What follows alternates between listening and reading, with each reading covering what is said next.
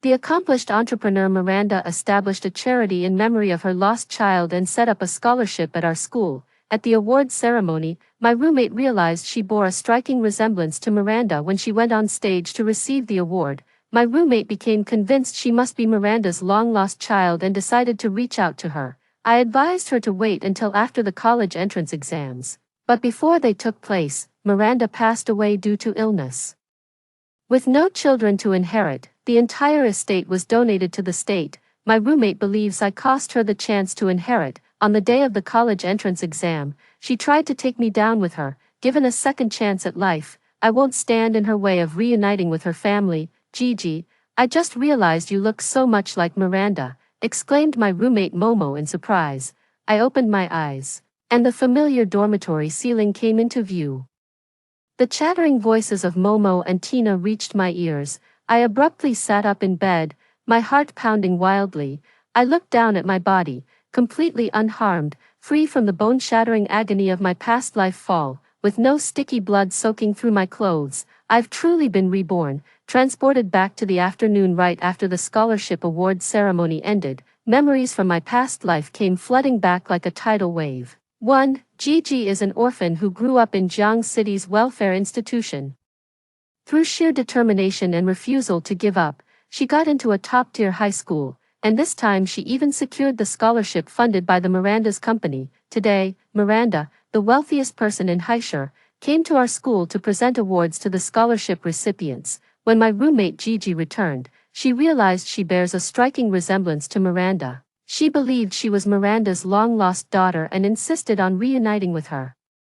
As an orphan who had struggled hard to get where she is, I worried the disappointment would affect her upcoming college entrance exams. I advised her to wait until after the exams, and she agreed. Tragically, Miranda passed away suddenly just before the exams. After Miranda's death, news reports revealed she had donated her entire estate to the state. After seeing it, Gigi was convinced that I had cost her the chance to inherit a massive fortune. On the day of the college entrance exam, she shoved me off the 5th-floor hallway of the school building. Her face was a mix of despair and madness, and then she leaped down after me. A shiver ran down my spine, and I couldn't bear to think about it any further. It's uncanny, Gigi, look at the brow bone, the curve of the smile. It's like they were cast from the same mold. Tina had already moved close to Gigi, pointing at the photo of Miranda giving a speech on her phone screen, her tone full of conviction.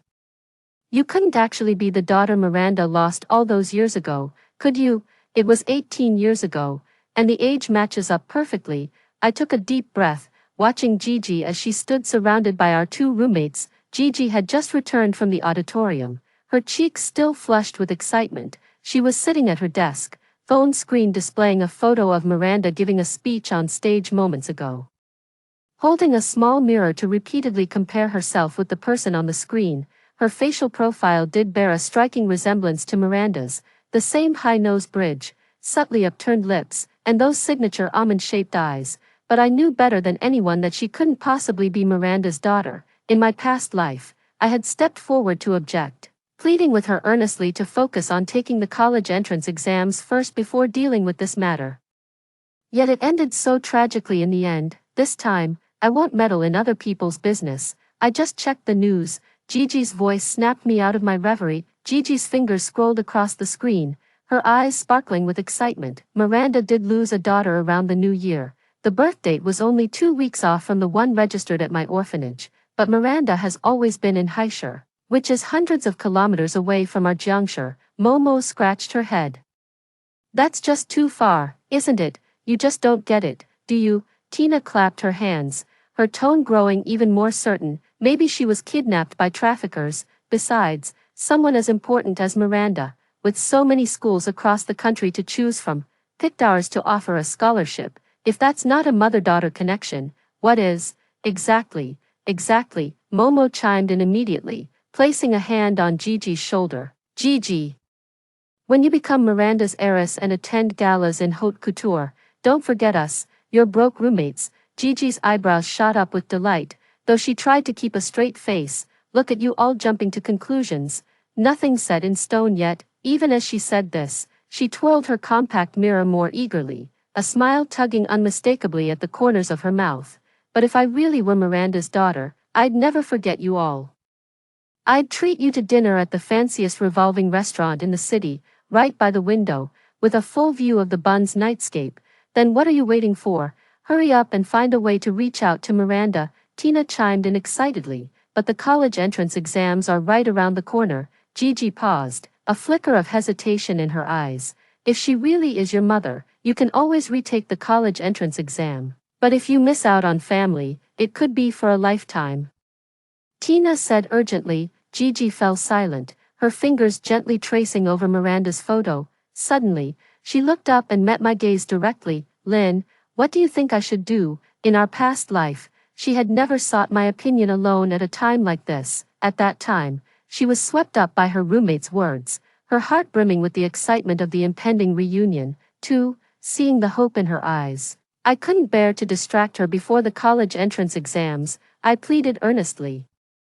The exams are just days away, Miranda isn't going anywhere. It won't be too late to reconnect after you're done. She was persuaded by my words, but no one could have anticipated that Miranda would suddenly pass away from a heart attack 3 days before the exams, leaving her entire estate to the state. When Gigi saw the news, she turned to me with reddened eyes and screamed, "It's you, you deliberately held me back. You've ruined my life." The consequences of my past life are still vivid in my mind. It's up to you, I said flatly, frowning slightly. This is your decision, but Gigi wouldn't let it go, tilting her head and staring intently at me. Aren't you going to stop me? Why would I stop you? I met her gaze, forcing myself to suppress the turmoil inside. Reuniting with family is a wonderful thing, if it works out. We can't let college entrance exams get in the way. Gigi suddenly laughed, a smile spreading across her face that didn't quite reach her eyes. Oh, I'm just feeling unsure and wanted to get everyone's opinions, that's all. I was certain now. Gigi had been reborn too. This seemingly casual inquiry was actually her way of testing the waters. Fine by me, this time, I won't play the thankless role of the obstacle again. Momo clapped her hands in agreement beside her. Exactly. Gigi, Lynn is right, if you really become Miranda's heiress, why bother with the college entrance exam? Just inherit the family business and live the good life as a wealthy lady. How awesome is that, Gigi? If you really become the heiress of the Miranda's company, don't forget us sisters from the dorm. Momo grabbed Gigi's arm. Her eyes filled with greed. Just get us any position there, and we'll be forever grateful. Gigi's smile widened as she put away her mirror and said leisurely, "True, then I'll go to Heisher to see Miranda tomorrow." As she spoke, her gaze remained fixed on my face. I met her stare with a blank expression. Stop her, not this time. Whether she soars to new heights by reuniting with family or misses the chance through another twist of fate, it's the path she chose. She must walk it alone. Tina suddenly gasped. Oh, as if struck by a crucial thought, going to Heisher costs money, right? Round-trip fares, hotel stays. It all adds up. That's no small sum, Gigi. The words hit Gigi like a bucket of cold water. Her triumphant expression vanished instantly, and her fingers tightened sharply around her phone. The initial excitement faded as reality set in, her eyes welling up with tears and her voice trembling with emotion. I don't have that much money. She looked down, nervously twisting the hem of her school uniform. The cuffs were faded from countless washes, the edges frayed from long use. The orphanage's monthly allowance barely covers meals. I've saved for half a year and only have 200 yuan, not even enough for a train ticket to Heisher. Momo grew frantic. What are we going to do? We can't just let this slip away. This is the Miranda's company we're talking about. Opportunities like this don't come twice. Tina's eyes lit up with an idea, and she turned to me eagerly. Lynn, your family is well off, right? Doesn't your dad own a company? This amount must be nothing to you. How about lending it to Gigi? Once she's reunited with her family, she can pay you back 10, no, 100 times over, and getting a deal with Miranda afterward, that'll be a piece of cake for her. Momo chimed in, holding Gigi's hand as she pleaded with me. Exactly, Gigi really needs help right now. Just think of it as doing a good deed. Saving a life is more meritorious than building a 7-story pagoda. This is about helping someone reunite with family. It's a noble act. Gigi looked up, her eyes glistening like a wronged fawn, and said, Lynn, I know this is presumptuous, but I really want to give it a try. Once I find my mom, I'll pay you back right away. I'll even write you an IOU and sign it with my fingerprint. Is that okay? I leaned against the edge of the bed, watching her coldly. This never happened in my past life. She never once mentioned borrowing money. It seems that after being reborn, she's not only holding on to grudges but has also become more calculating.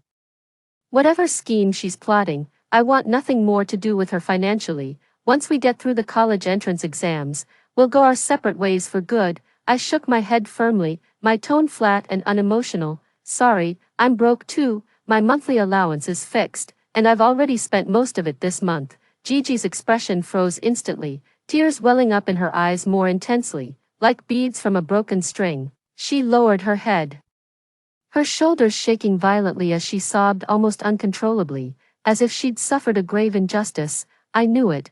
You must look down on me for being an orphan, thinking I'm delusional, that I'm not good enough for a family like Miranda's. Momo immediately shot me a glare, her voice dripping with anger. Lynn, how could you say that? Gigi's going through so much. Can't you cut her some slack? She's never known family love her whole life. And now she finally has a chance to find her relatives. How can you be so heartless? Heartless. Last time around I wasn't heartless, and it cost me my life. I furrowed my brows, not bothering to explain further. It's not that I look down on you. Lending money is a favor, not an obligation. This has nothing to do with who you are or what you want to do. Then why won't you lend it? Gigi suddenly looked up, her face streaked with tears, but her eyes sharp with accusation. Are you scared?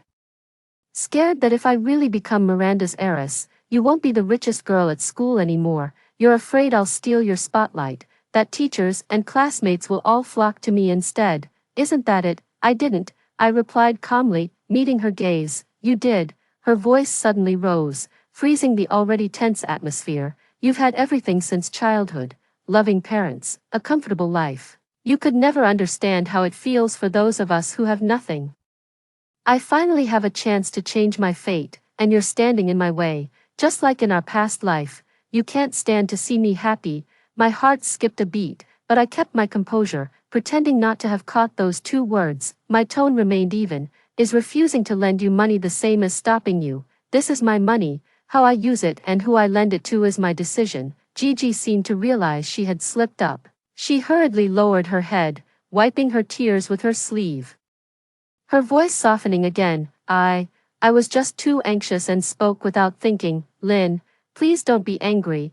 I just want so badly to find my family. Momo and Tina exchanged puzzled looks, clearly not understanding what past life meant. They simply assumed she was so flustered that she misspoke and meant to say, before. All right, Gigi, stop crying, Tina chimed in, trying to smooth things over. She then turned to me with a hint of disapproval in her tone. Lynn, look at Gigi, she's really struggling. How about just doing her a favor? A few $100 isn't that much for you anyway. I said no, I'm not lending it. I cut her off, throwing off the covers and getting out of bed. It's my money, and I decide who I lend it to and who I don't. Since you're all so kind and eager to help her, why don't you lend her the money yourselves? With that, I grabbed my phone and walked straight out of the dorm. Behind me came the muffled sound of Gigi's sobs, along with Momo and the others trying to comfort her, peppered with a few complaints directed at me. In this life, she hadn't just been reborn, she was also seething with resentment, coiled like a venomous snake ready to strike at any moment. I had just hung up the phone and taken a few steps when the dorm door slammed open, and Momo and Tina rushed out, supporting Gigi between them. Half of Gigi's face was buried in Tina's shoulder, but the one visible eye was fixed on me, unable to conceal the seething hatred burning within. My heart sank like a stone. Lynn, stop right there. Momo's voice exploded through the empty hallway, dripping with undisguised fury. Gigi's practically crying herself sick, and you don't have an ounce of sympathy. How can you be so heartless? Tina immediately chimed in, her tone dripping with sarcasm. Exactly, even if you won't lend her money, did you have to twist the knife like that?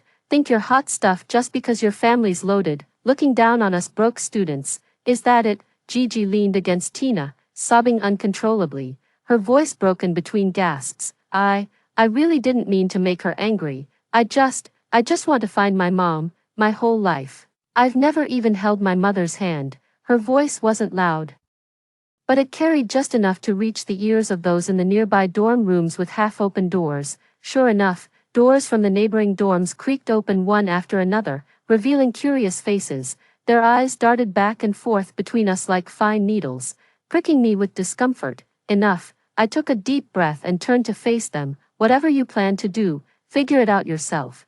Just don't bother me again. There was still a week until the college entrance exams. But it was clear I couldn't stay in this dorm any longer. I couldn't stand being under Gigi's venomous glare every day, like carrying a ticking time bomb. I called my driver to pick me up. When I returned to the dorm to pack my things, all three of them sat silently in their own chairs, not saying a word. Gigi was still sobbing quietly, but her eyes kept darting glances in my direction. I couldn't be bothered to pay her any mind. Stuffing my change of clothes and study materials haphazardly into the suitcase, as I wheeled it toward the door, Gigi suddenly spoke up. Lynn, are you really leaving, just because I'm going to meet my biological family? Yes, because of you. I cut her off without mercy, pulling my suitcase behind me and walking out the door without looking back. I couldn't stand the sight of her hypocritical face any longer, nor did I want to spend another second in her company. The moment I pushed open the bedroom door and returned to the familiar comfort of home, my tense nerves finally began to unwind. But that sense of peace didn't last long. Early the next morning, I stepped into the classroom and immediately sensed something was off. Several classmates who usually greeted me with smiles now kept their heads down, pretending to read while avoiding eye contact. A few boys in the back row were whispering among themselves. Their voices were low, yet every word came through clearly to my ears. Did you hear? Gigi from our class looks exactly like that Miranda. Spitting image. She's definitely her biological daughter. Seriously, that's the Miranda's company we're talking about, worth billions. If she gets recognized, she'll be set for life overnight. And get this, I heard from Gigi's roommate that she wanted to go meet Miranda and claim kinship, but Lynn stopped her. Afraid she'd succeed, not only did she block her from going, she wouldn't even lend her travel money, scared Gigi would steal her spotlight. Damn, that's disgusting. Just because your family has money, you think you're better than everyone, can't stand seeing others succeed, huh? A flood of comments washed over me, filled with malicious assumptions and blatant accusations, nearly drowning me. I walked over to my seat. My desk mate, usually a kind girl who loved discussing problems with me, now jerked her chair away as if scalded. Putting over half a foot between us, her eyes held clear distance, as if I were some contagious disease. Gigi sat diagonally ahead, her back ramrod straight like a proud peacock, surrounded by a group of girls. Someone leaned in, her tone a mix of envy and curiosity. Gigi, is it true what they're saying? Are you really Miranda's daughter? She turned around slowly, wearing just the right amount of shyness and hurt. I don't know either. It's just that we look alike. But Lynn really doesn't think I should reach out to her. She says it could mess with my college entrance exams. Screw the exams, someone shot back, voice full of indignation. Reconnecting with your birth mother is a once-in-a-lifetime thing. How can some test compare? You'll regret it forever if you miss this chance. Exactly. I think she's just jealous. She's afraid you'll end up wealthier and happier than her. So she's giving you a hard time on purpose. Another voice chimed in. Gigi lowered her head and murmured a soft, her hesitant, resigned, and slightly wounded expression inadvertently confirming all the rumors about me. Fortunately, even though classes had been suspended for self-study, teachers still stayed in the classroom, so no one dared to act out too much during school hours. I sat quietly at my desk, reviewing my materials. As soon as the bell rang, more people crowded around Gigi, all chiming in with suggestions. Gigi, my cousin works in Haishur. I'll ask him to help you find a place to stay. I've got 200 yuan from my allowance.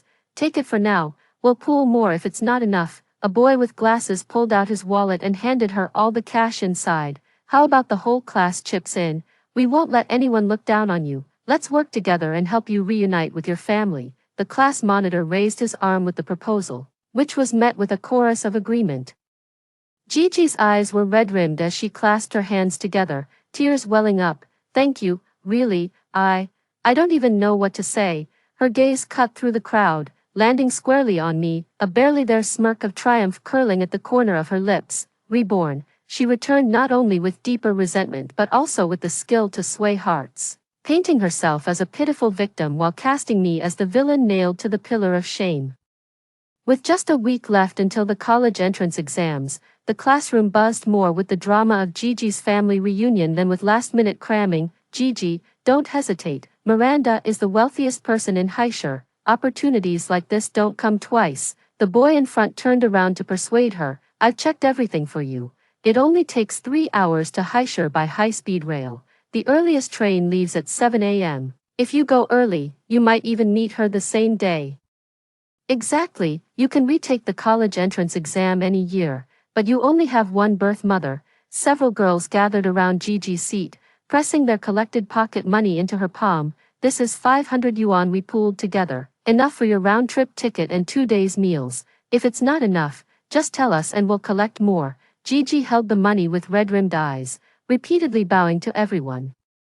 Thank you, really thank you all. Wait for my good news. When she glanced at me, however, her eyes turned cold. She said nothing, as if I had become an insignificant clown, not even worthy of her resentment. Early the next morning, Gigi went straight to see her homeroom teacher. We could hear the argument from inside the classroom. The homeroom teacher was a bespectacled middle-aged man who taught math and was usually even-tempered, but his voice now carried a tone of urgency and helplessness. Gigi, get a grip. The college entrance exam is in just 7 days. You want to go to Heisher now. What if you miss the exam? All those years of studying would be for nothing. Does the director of your orphanage know about this? Did she even agree to this? Mr. Stanley, I have to go. Gigi's voice trembled with emotion yet carried unwavering resolve. This is my only chance to find my family. I can't wait any longer. I can retake the college entrance exams. But if I miss this opportunity to reunite with my relatives, it'll be gone forever. The homeroom teacher was at a loss and contacted the director of the orphanage. The director was an elderly woman with silver hair, leaning on a cane. She entered the classroom and immediately took Gigi's hand. Gigi, listen to me. Take your exams first. After you're done, I'll go with you to Heisher. How does that sound? But Gigi abruptly pulled her hand away. Gone was any trace of her earlier vulnerability. Her face now showed nothing but undisguised disgust. Don't touch me. Who asked you to come along? Stop making things more difficult for me. The entire class froze. Even the rustling of pages ceased. My hand gripping the pen stilled. In her past life, Gigi had resented the headmistress, but never been this viciously cruel. The headmistress stumbled from the push, her cane tapping sharply against the floor. Her eyes welled up instantly. Gigi. How could you say that? I raised you since you were little, put you through school. Raised me. Gigi let out a cold laugh, her voice suddenly shrill like a cat whose tail had been stepped on. Is this really for my sake? You're only doing this for the Miranda Company's donations to the orphanage. Do you have any idea how many beds Miranda's annual contributions could buy for this place? How many pounds of rice that money could put on our tables, now that I'm going to find my birth mother? You're stopping me because you're afraid of losing control over me. You won't be able to use me as your excuse to squeeze more benefits out of Miranda anymore, isn't that right? How dare you say such things? The director trembled with rage, pointing an accusing finger. When have I ever traded you for benefits? This orphanage raised you, put you through school, applied for financial aid when you wanted to go to college. We've never shortchanged you in any way. That was your obligation. Gigi retorted defiantly, though tears began streaming down her cheeks without warning. With a heavy thud, she dropped to her knees and cried out to the stunned classmates surrounding them. You have no idea how harsh she was to us. The winter blankets were thin as paper, leaving us shivering all night. Every meal was just pickles and steamed buns. If anyone dared to take an extra spoonful of porridge, they'd be forced to stand all day. Now that I have a chance to leave, she's afraid of losing her cash cow and is deliberately stopping me from reuniting with my family. She cried her heart out, her utterly wronged appearance bringing tears to the eyes of many soft-hearted classmates. Oh my God, life in the orphanage is so harsh. The director seemed so kind. I never expected her to be like this. This is just too much. How could anyone treat orphans like that? It's practically abuse. No wonder Gigi went to find her biological family. I wouldn't last a day in her shoes either. The court of public opinion was overwhelmingly in Gigi's favor. She remained kneeling on the ground, her shoulders trembling slightly as if overwhelmed by sobs, but from my seat in the back, I saw it clearly. The moment she lifted her head, there was an unmistakable, triumphant glint in her eyes, to seek out her biological family. She would even stoop so low as to frame the very headmistress who raised her for over a decade, trampling on an elder's dignity to pave her own way. Why on earth did I ever bother trying to reason with someone like her in my past life? The classmates around her were all chiming in to comfort Gigi. Don't be scared, Gigi, we've got your back. Exactly, someone like that headmistress isn't even worth acknowledging. Gigi slowly stood up, wiped her tears, and gave a deep bow to everyone. Thank you all. Once I successfully reunite with my family, I'll definitely come back with good news. In the days after she left, the class did become much quieter. Discussions about the family reunion gradually gave way to the stress of college entrance exam prep. The countdown numbers on the blackboard dwindled day by day, and everyone buried themselves in piles of test papers. Even Momo and Tina stopped gossiping and started sighing over their mistake notebooks. Only occasionally would someone mention Gigi, wondering if she had met Miranda in Heischer, their tone always carrying a hint of inexplicable hope. I breathed a quiet sigh of relief when no news of Miranda's sudden death emerged in this lifetime. 2 days before the college entrance exams, a sudden commotion erupted at the back door during morning reading session. Wow, someone gasped under their breath, and the whole class turned to look. Gigi stood at the doorway wearing an impeccably tailored dress that clearly cost a fortune. She's got a new hairstyle, with softly curled long hair cascading over her shoulders, and a delicate gold bracelet adorning her wrist. Gigi, you're back. Momo was the first to drop her pen and rush over, her eyes wide with astonishment. Did it work? Gigi nodded with a smile, and as she took off her sunglasses, the triumph in the corners of her eyes was unmistakable. Yeah, Miranda acknowledged me. Oh my God, she really did. Is Miranda treating you well? This must be haute couture, right? It's absolutely stunning. The classmates swarmed around her like a tide, their barrage of questions nearly overwhelming her. Someone reached out curiously to touch her bracelet, but she subtly sidestepped to avoid it. It's quite nice, Gigi said with deliberate composure, as if all of this was rightfully hers. Mom told me to focus on the college entrance exams first, and once they're over, she'll take me to meet the family. Oh, by the way, I brought gifts for everyone. She bent down and opened the suitcase beside her, revealing rows of exquisitely packaged boxes neatly arranged inside. Wow, thanks, Gigi. 5. Gigi, you're just too sweet. The classmates who received the gifts were beaming with joy, showering her with one compliment after another, gathering around her like stars surrounding the moon. I sat at my desk, pen frozen midair. She isn't Miranda's daughter at all. After Miranda's passing in her previous life, news reports clearly stated that the so-called child lost 18 years ago was merely speculative media gossip from earlier years, which the Miranda's company never acknowledged. How could Gigi possibly succeed in claiming kinship? But where did she get all that money, that outfit, that whole suitcase full of gifts? There's no way it was bought with just a few hundred for travel expenses. Just as I was thinking, Gigi suddenly looked over at me, holding a small velvet box in her hand. Lynn, this is for you. She walked over, gently placed the box on my desk, and spoke just loud enough for those around us to hear. Don't dwell on what happened before. It was all a misunderstanding. If you ever need anything, just say the word. We're still classmates. Someone immediately chimed in. See, Gigi is so gracious. Lynn, hurry up and open it to see what's inside. The box was very light and made no sound when shaken. When I opened it, I found a delicate silver necklace inside, simple in design and clearly nothing extravagant. Thanks, I said flatly, pushing the box back toward her. I don't need it. Gigi's smile faltered for a moment before she recovered, placing the necklace on the corner of my desk. No worries, just leave it here. You might want it someday. She turned and rejoined the crowd. Someone asked if Miranda's house was like a castle, and she replied with a laugh, even bigger. It has a garden full of roses, absolutely gorgeous. A sarcastic smile tugged at the corner of my mouth. Miranda absolutely detests roses.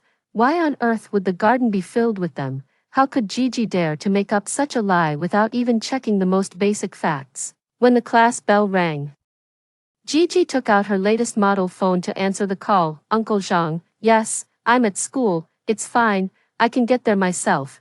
No need to trouble the driver, don't worry, I won't be late for the exam. After hanging up, she smiled at her desk mate, though a faint trace of unease flickered in her eyes. I watched her retreating figure, my doubts twisting and growing like wild vines. Just how long was she going to keep up this charade of a family reunion? After school, I called my aunt, Lynn.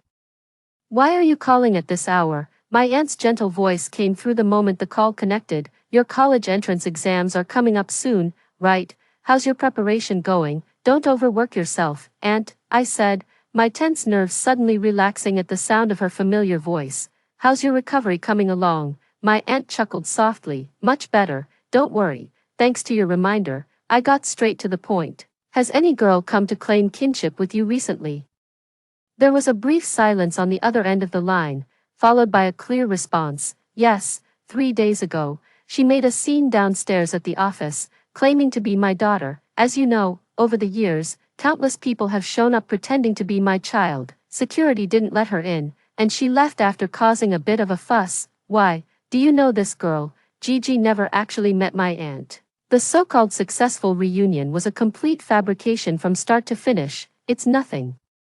I dodged my aunt's questioning, not wanting to distract her while she was unwell with something trivial. Just heard it from a classmate and asked casually, Auntie, get some rest. I'll hang up now. For the next 2 days, I buried myself completely in exam papers, tuning out all the noise around me. Gigi seemed quite pleased with her current rich girl status. During breaks, she'd always be surrounded by a crowd, spinning fabricated Miranda family anecdotes, like how the home swimming pool is bigger than the school playground, or how the walk-in closet could fit everything from the entire dorm. Her occasional glances carried a deliberate showiness, but seeing that I remained completely unfazed, her enthusiasm gradually waned. The college entrance exams arrived right on schedule. As I stepped into the exam hall, I glanced back and saw Gigi standing not far away, wearing a dress and chatting cheerfully with a few classmates, her whole face beaming with confidence. Good, at least this time around. The exams went off without a hitch, with no unexpected complications. When the final bell rang, marking the end of the last exam, I followed the crowd out of the school gate. Gigi was standing by a flower bed nearby, surrounded by a group of people, calling out brightly, "Let's celebrate at Starlight KTV tonight, my treat, the whole class is invited, no excuses." 6. A wave of cheers erupted from the crowd. Her gaze cut through the sea of people and landed on me, accompanied by a deliberately crafted, intimate smile. "Lynn, you simply must come." I instinctively took a step back and shook my head. "No, I have something else to take care of. What could possibly be more important than a celebration?" She immediately pushed through the crowd, closing the distance between us. Her voice rose sharply, loud enough for everyone nearby to hear clearly. "Are you still upset with me, or are you unhappy because I successfully reconnected with my family?" Here we go again, using that deceptively warm tone to put me on trial in front of everyone, forcing me into the line of fire. "Neither," I said, gripping my backpack straps while keeping my voice as calm as possible. "I really have something to do. I need to go to Heisher to see my aunt." As soon as I said it, the room fell silent. Momo paused for a moment, then smiled and said, "To Heisher. That's perfect. Gigi knows the city really well now. You could go with her." "No need," I cut her off, looking her straight in the eyes and saying slowly, "I wish you all the best in your future." Her stiff laughter and the students' bewildered chatter faded behind me as I left it all in the distance. I walked to the school gate, hailed a taxi, and headed straight for the station. As the high-speed train started moving, the city of Jiang outside the window gradually blurred. Leaning back in my seat, I watched the green fields and tree lines flash by, and the tension that had built up over time finally melted away. Maybe Gigi's money came from questionable sources, or perhaps her lies would eventually be exposed, but none of that matters anymore. In this lifetime, I just want to stay far away from her, move forward, and live my own life. The smell of disinfectant still lingered in Heisher Hospital. My aunt sat on the hospital bed, looking much better. As she bent her head to peel an apple for me, "Thanks to your call that day," she said, handing me the peeled apple with a tone of lingering fear. "The doctor said another half-day delay would have made the myocardial ischemia dangerous." after resting these past few days. I'm fine now and can be discharged this afternoon. I took the apple and took a bite, the crisp, sweet juice spread across my tongue. And the weight in my heart finally lifted. On the day I was reborn, the first thing I did was call my aunt. Thankfully, she took my advice and went to the hospital for a checkup that same day, and was admitted immediately. Just as we were speaking, the hospital room door was suddenly flung open. Gigi stood at the doorway, her face still bearing the weariness of travel, her hair disheveled, and her expensive dress wrinkled from sweat. Clearly, she had rushed all the way here chasing after me.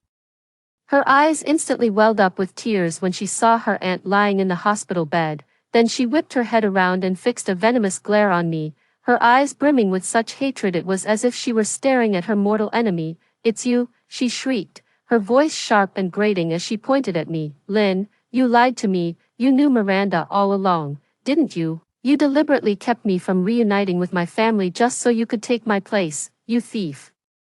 The aunt was taken aback, setting down her water glass as she looked at the girl in confusion. "Miss, what are you talking about? What am I talking about?" Gigi charged toward the hospital bed, her chest heaving with emotion. She pointed a trembling finger at the aunt's face, her voice shaking with rage. "You heartless woman, I've been searching for you all this time, and you secretly took Lynn as your daughter. She's the fraud, I'm your real child. Look how much we resemble each other." She frantically brushed aside the sweat-dampened strands of hair from her forehead, pressing her face close to her aunt's, tears streaming down uncontrollably. "Look, these eyes, this nose, this face shape. Who else could be your daughter? How dare you deny me?" Her aunt furrowed her brow, her expression darkening. "Young lady, I'm afraid you've made a mistake. I've never had a daughter, and I certainly don't know you. You're lying." Gigi's voice suddenly rose sharply, drawing the attention of nurses and patients passing by outside the ward, who crowded around the doorframe to peer inside. "You abandoned a daughter 18 years ago. And that's me.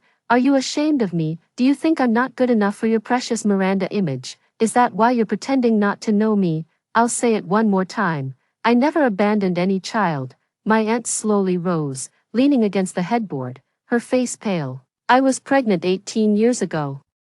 But I lost the baby in an accident before she was even born." "That's impossible." Gigi acted as though she hadn't heard, or simply refused to believe it. She suddenly turned toward the crowd of onlookers, dropped to her knees with a thud, and broke into heart-wrenching sobs. "Everyone, look at this. This is Miranda, the richest woman in Haishur.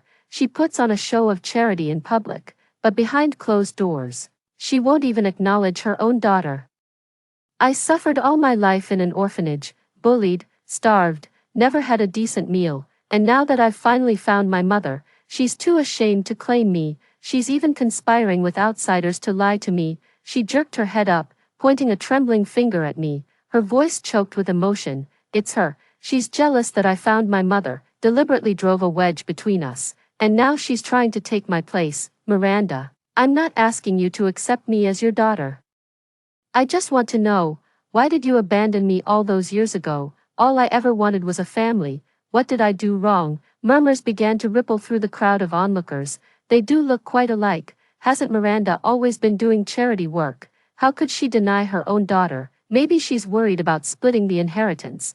That's how rich people are. Taking in a poor daughter would be such a hassle." Someone pulled out their phone and started recording, shoving the camera so close it was almost touching Gigi's face. Seeing this, Gigi cried even harder, her utterly wronged expression enough to move anyone who didn't know the whole story. The aunt trembled with rage, pointing at her. Her lips quivered several times before she managed to speak. "How dare you make such baseless accusations? I'm not lying." Gigi suddenly stood up, grabbing the aunt's wrist. "Come with me for a DNA test. I refuse to believe we can't prove it.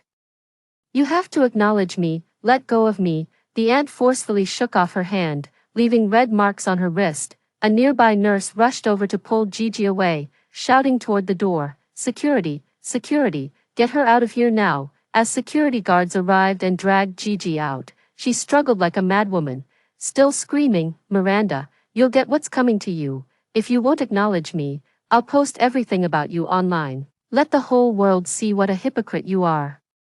I won't let you get away with this." Her voice faded into the distance, gradually disappearing down the hallway. My aunt clutched her chest, gasping for breath. I quickly poured a glass of warm water and handed it to her, gently patting her back. "Auntie, don't take it to heart, she's just lost her mind. What on earth is going on?" My aunt took the glass, sipped some water, and finally caught her breath, though her brow remained furrowed. "Why is she so convinced I'm her mother?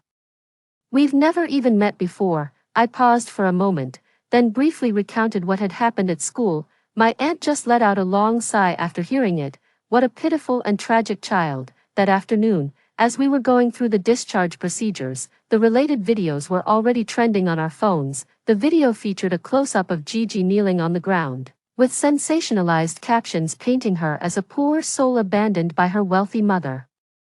The comments section exploded with overwhelming criticism, calling my aunt cold-blooded and hypocritical.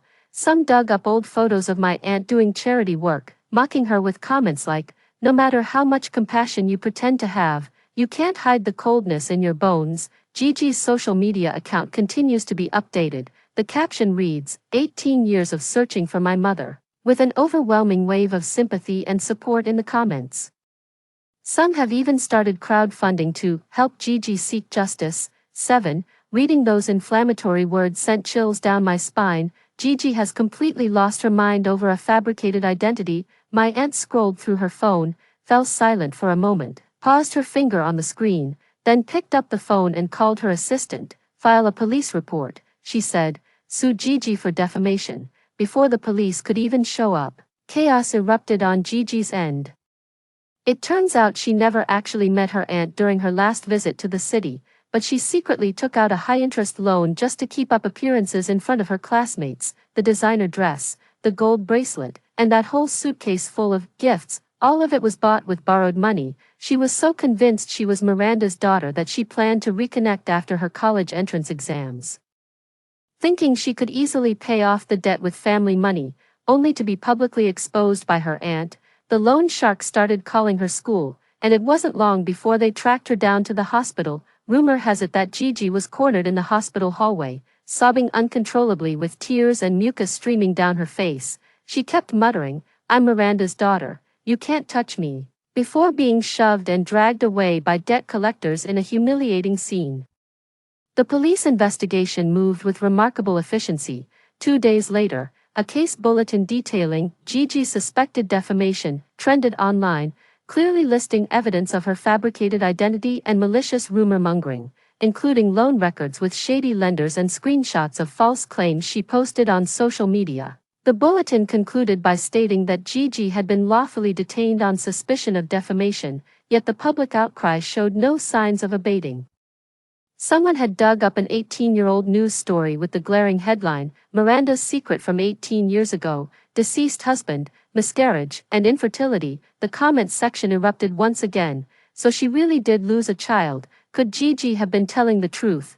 That miscarriage 18 years ago lines up perfectly with Gigi's age. What if the procedure wasn't complete and someone took the baby? This is terrifying to think about. Maybe our rivals orchestrated this and kidnapped the child. Miranda might not even know the truth herself. Aunt sat on the sofa, her teacup trembling slightly in her hands as she read through all the baseless speculation. "It was my birthday that day," she said softly. "We had just bought a new car, and he said he'd take me stargazing in the countryside. Then a car suddenly swerved into our lane. He jerked the steering wheel and shielded me in his arms." She paused, her eyes reddening. "The baby was already 5 months along, a boy. The doctors said my injuries were too severe, my uterus was damaged, I can never carry another child. All these years, she's thrown herself into her work, built Miranda into a roaring success, funded countless orphans, and established over a dozen hope schools, all just to fill the void in her heart. Yet this heart-wrenching past is now being used as a weapon against her, twisted to support a lie. How could they?" I clenched my fists, too furious to form a complete sentence. My aunt just smiled, turned off her phone screen, and drained her glass. "It's fine, that was all a long time ago." The next day, a lengthy post appeared on the Miranda's company official website, written by my aunt herself. She didn't shy away from the car accident 18 years ago, detailing the pain of losing her husband and child, and her enduring grief for her late husband over the years. She concluded, "I have indeed lost a child. So I understand the agony of separation more than most, but precisely because of that, I would never exploit that pain with lies. Gigi, if you need help, I'm still willing to fund your education under my personal name until you graduate. But claiming kinship, absolutely not. This time, the online uproar finally died down. The voices of accusation gradually faded, replaced by understanding and apologies. On the day the college entrance exam results came out, I received an admission letter from a prestigious university in Haishur. As for Gigi, I later heard that she behaved well in detention and, with a sincere attitude of remorse, was granted early release. Someone said they saw her at an electronics factory in the south, with a neat short haircut and wearing a blue work uniform. The stubbornness and bitterness were gone from her face, though she'd occasionally just stare blankly at the machinery. No one ever brought up the Miranda the heiress story again. Maybe, after stumbling through all that chaos, she finally let go of those unrealistic fantasies and found her own path, and I, too, finally shook off the shadows of my past life. Story 2, after the apocalypse, as a food streamer, I was besieged in my dorm, my hoarded supplies were looted, and I was pushed out of the dorm, eventually falling victim to the zombies. In my second life, I built my own safe haven. This time, I planned to sit back, eat sunflower seeds, and watch them die. The intense pain from the zombie biting my neck was still spreading when I suddenly opened my eyes and found myself lying in bed, surrounded by various snacks. I touched my neck, it was intact, no wounds, no bleeding, no pain. In a flash, I realized I had been reborn. I sat up abruptly and checked the date on my phone, October 7th, 2035. Indeed, I had returned to 1 month before the zombie outbreak. I grabbed a sparkling water from the table and gulped it down. The sweet peach flavor spread in my mouth, instantly clearing my head. I must survive. I must live well. I got up and looked outside the window. The sky was excessively blue, and leaves drifted through the air, painting a deep autumn scene. Below the dorm, students occasionally passed by, and the sounds of friends joking around reached my ears. Everything was so normal, so ordinary, but only I knew that in a month, this peace would be shattered. Countless zombies would invade the school, and this place would turn into a living hell. I needed to hoard supplies, but before that, I had to move out of the school. Our school was just a regular second-tier institution, with old dorm buildings. The front door of the dorm on the first floor was the only real security. Once the zombies broke out, that door wouldn't stand a chance against their assault. Clearly, staying in the dorm was not safe, for me.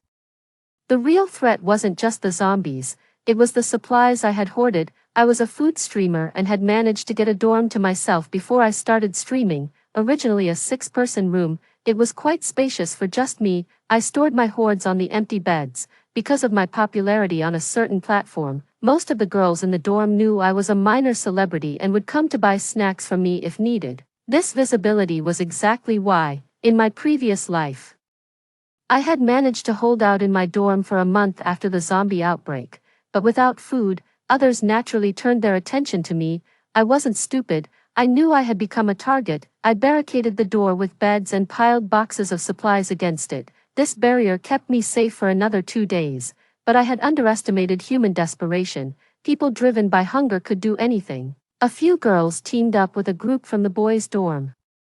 They pried open my door with iron rods and emptied the boxes of food, but that wasn't enough. There were too many people without supplies. They wanted to take more, but their noisy movements had already attracted the zombies. To save themselves, they turned their attention to me. No matter how I pleaded, they were unmoved. In the end, they pushed me out of the dorm to feed the zombies, and my hoarded supplies ended up benefiting that group of people. With these thoughts in mind, I clenched my fists and took a deep breath. This time, I wasn't going to let anyone off easily. I quickly booted up my computer and started browsing through rental listings on a housing website. I was done with living in dormitories.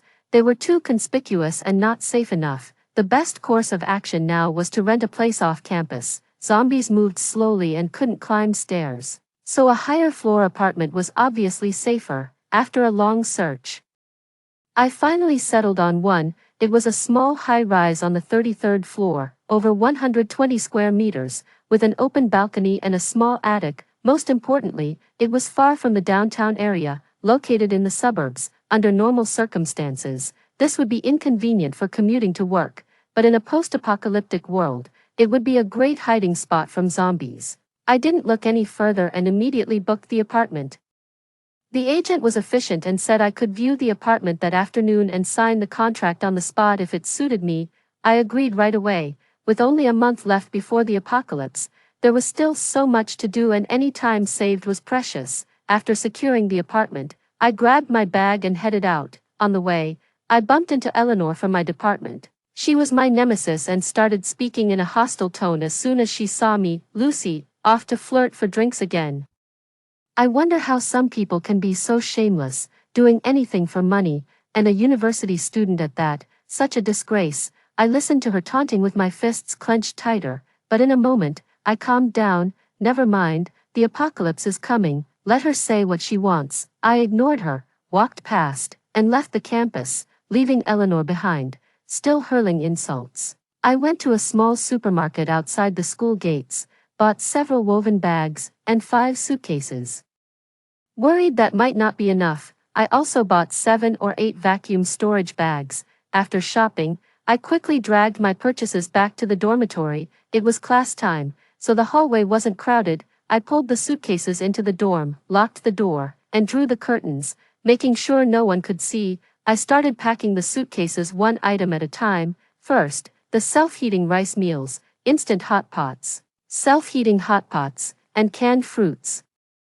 There were several boxes of self-heating rice in the dorm, each box containing 8 packets. I had bought the largest suitcases available, but even so, after filling 3 suitcases, there were still 5 boxes left outside. I had no choice but to start filling the woven bags. Fortunately, after filling all the bags, I had managed to pack everything. Looking at the suitcases on the floor, I worried. These were just the self-heating items. There were still various other snacks to move.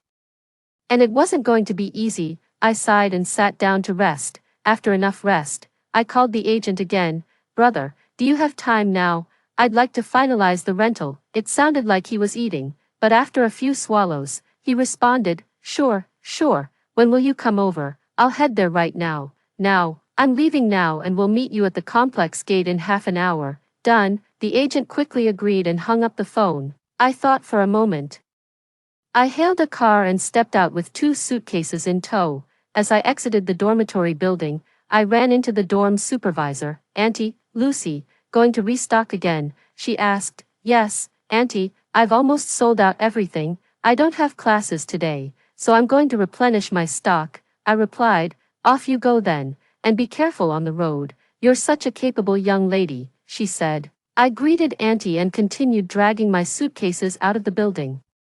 It's a good thing I've always used suitcases for restocking, otherwise, Auntie would definitely insist on checking if she saw me dragging 2 cases around the dorm building. Thankfully, the school doesn't mind these activities, allowing me to sell items right from my dorm room. It's not just snacks, I sell nail art and clothes as well. As long as there are no safety issues, almost anything goes. The school has really handled this aspect well. After the car arrived, I asked the driver to wait a moment while I ran back to fetch more items from the dorm. It wasn't until I had loaded everything that we finally set off. Upon reaching the destination, I confirmed the location of the house and paid the driver double the fare to help carry the suitcases upstairs. About 15 minutes later, the broker leisurely exited the elevator. He was quite startled to see all the items at the door. You moved everything here directly? He asked. Are you in a rush? Yes. I have an urgent matter and needed to move quickly, I explained. All right, let's speed things up then. You can take a look at the apartment, and if all is well, we can sign the contract right away. The broker opened the door, and after a quick walk through, I didn't hesitate and agreed to take it. Seeing how quickly I made a decision, he chuckled. You look so delicate, but you sure are efficient. I'll take care of you by reducing the rent by $300, he offered. Let's go sign the contract. By the time we signed the contract and I received the keys, it was already past 3 in the afternoon. I didn't have classes in the afternoon, so I decided to tidy up the apartment. The place was fully furnished with utilities and nicely decorated. It had everything from beds to sofas, perfect for someone to move in immediately. I quickly wiped down the apartment and then headed up to the small attic. The attic was not too small. about 60 to 70 square meters, and was empty and freshly painted. I took a quick look and then went out to the balcony. Being on the top floor, the balcony was reinforced with a steel net and even had a water storage tank. I was delighted at the sight. This water tank could be very useful if water supply gets cut off during an emergency. I could collect rainwater. After inspecting the apartment thoroughly, I headed back to campus, satisfied. For 29 days before the apocalypse, I had a full schedule of classes and stayed on campus, taking my books to class. I was tempted to skip class, but there was no way to explain that to my instructor, since I normally never missed classes. Suddenly skipping one would be too conspicuous. After my last class, I packed up and left the school. Tomorrow was the weekend, and I could use the time to get things in order at the apartment. Moreover, the security measures at the house were insufficient and needed some rearranging. I took a cab, and by the time I arrived, it was already past 8 in the evening. I entered the residential complex dragging 2 suitcases behind me. The occupancy rate of the complex was low. Only about a dozen homes had lights on, mostly in the lower and mid-level floors, with just one apartment lit up in the upper 20s. I mentally noted the approximate locations as I entered the building with my luggage. After a full day of classes, I was exhausted. I heated up a box of self-heating rice from the table and grabbed a bottle of soda from the fridge. After eating and drinking my fill, I sprawled out on the sofa to rest, but as soon as I closed my eyes, visions of being bitten by zombies in a past life haunted me. The experience was so terrifying that I couldn't forget it no matter how hard I tried. Resignedly, I opened my eyes and mustered the energy to unpack my suitcases. What I brought today were snacks, 20 packs each of chips, rice crisps, French fries, rice sticks, and rice cakes, over 50 bags of hawthorn rolls, hawthorn slices, sliced bread, sandwich bread, and steamed bread slices, and assorted brands of sausages, corn sausages, and chicken sausages. These items filled 2 large suitcases to the brim. This was just the tip of the iceberg of my small stash, brought over today as an aside. I piled the snacks in the bedroom and went online to schedule a technician to install security doors and windows. To prevent zombies from breaking through, I had to upgrade the front door of the house. I installed a bank-grade security door, impervious unless blasted with heavy weaponry. The interior doors were also fitted with double-layer metal security doors. With these barriers, as long as I didn't open the door, no one could harm me. For added security, I also ordered double-layer metal doors for the attic. For the windows throughout the house, I chose one-way reflective glass, which offers better privacy and security. After all, being a girl living alone, I needed to prioritize safety. Lastly, I bought a set of highly sealing blackout curtains. In the event of a zombie outbreak, I could simply draw the curtains and live my life undisturbed. After all these preparations, I acquired some other useful gadgets and eventually drifted off to sleep. The next day, I was awakened by the ringing of my phone. It turned out that the technician had arrived to install the doors and windows. I gave him the address, and he seemed a bit surprised to see me when he arrived. I quickly explained that I was supervising the installation for my boss. With no further questions, the technician got to work. Since I paid a bit extra, he worked diligently and had finished by the afternoon. Satisfied with the job, I paid him and let him leave. As soon as he left, I immediately called the water delivery service and ordered 50 barrels of water. I didn't dare order too much, to avoid drawing attention. Within half an hour, the delivery person arrived. I had him help bring the water inside, then I locked the door and went downstairs. The supplies I had were far from sufficient. Planning to take advantage of the weekend, I intended to shop for more and gradually transport the items from my dorm to here.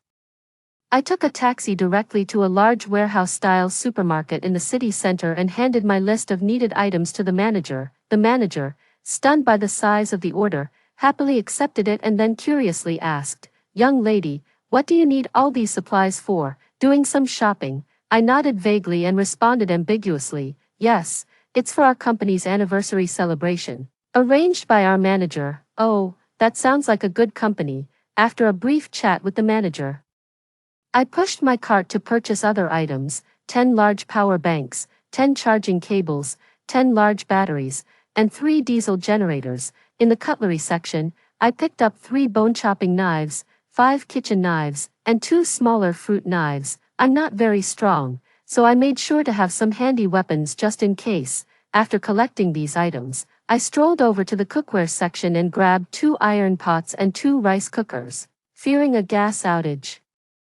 I also picked up 3 cartridge stoves and some fuel, filling 2 large shopping carts with these items, and with time to spare, I decided to grab 2 more carts and headed to the daily necessities section. I took 30 sets each of toothpaste and toothbrushes, 10 each of towels and bath towels, and 30 wash basins of various sizes. At the hygiene products section, I grabbed 30 bags each of day and night sanitary pads, 50 boxes of liners and tampons, and 50 boxes of sleeping pants.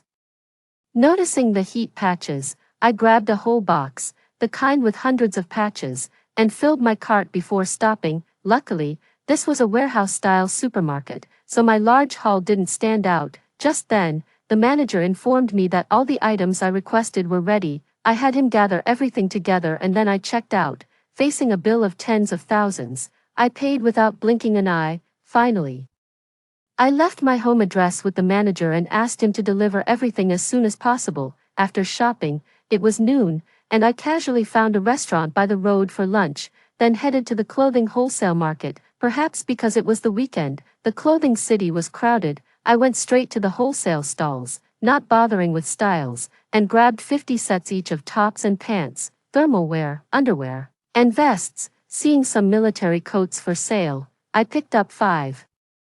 Just in case the weather turned cold. Considering the cold, I also picked up 5 sets of thick quilts and blankets from a bedding shop. I walked through the entire clothing city and felt I had bought enough, so I paid and left. Just then, I suddenly realized that with the impending zombie apocalypse, the weather could become unpredictably hot and cold, so I ran back to the supermarket to buy silent electric fans, cooling gel patches, and palm leaf fans. Speaking of silence, I remembered I hadn't soundproofed my home yet, so I hurriedly looked for a vendor. By the time I finished shopping and got home, it was almost 7 p.m. After running around all day, I was thirsty. I drank a bottle of water and lay down on the sofa to rest. After resting enough, I wiped my face to wake myself up a bit and started moving the items into my house. For safety, I had filled in the delivery address a few floors below mine, as I had checked earlier that those floors were unoccupied. The supermarket manager had boxed all the goods, and they were stacked in boxes, unrecognizable from the outside. Looking at the piled-up boxes, I took a deep breath. I started moving things into the house. Fortunately, I had experience with farm work and often handled merchandise during my live broadcasts, so I could manage these items. It took a full 2 hours to move everything. I piled all the items at the attic entrance and collapsed onto the floor, exhausted. This was just one shopping trip. I still need to buy a lot more stuff. It looks like there will be several more tiring trips ahead. 27 days before the apocalypse. Today is Sunday, and I didn't go out. After a simple breakfast, I began to tidy up the items from yesterday. The shelves I ordered last night also arrived, and after removing the packaging, I took them up to the attic. It took some time to assemble the shelves, but gradually, I placed all the items on them. Luckily, the quality of the shelves was good, and everything sat stably on them. The items purchased yesterday weren't many, and they only occupied a quarter of the attic space. In the empty space left in the attic, I arranged barrels of water. After arranging everything, the house looked back to normal. I phoned the curtain installer to come and fit the curtains. The installer arrived quickly, within half an hour. While installing, he noticed something different about the glass and commented with a smile, "This glass is quite trendy." My heart tightened, but I responded cheerfully, "Right, our boss has great taste and is quite picky." Indeed, staying fashionable, the installer was very talkative, chatting about various things, and in the midst of our casual conversation, he finished installing the curtains. When he was done, he grinned widely. "Come, check it out. I guarantee the blackout is effective." I checked and found no issues, so I paid him. Before he left, I casually mentioned, "It's getting cold, better stock up at home so we don't have to go out and buy stuff." True, it seems unusually cold this year. It's only October, but it feels almost like winter. I'll mention it to my wife, have her stock up. I nodded with a smile and saw the installer out. I am the only one aware of the impending apocalypse. I want to save more people, but human nature is unpredictable.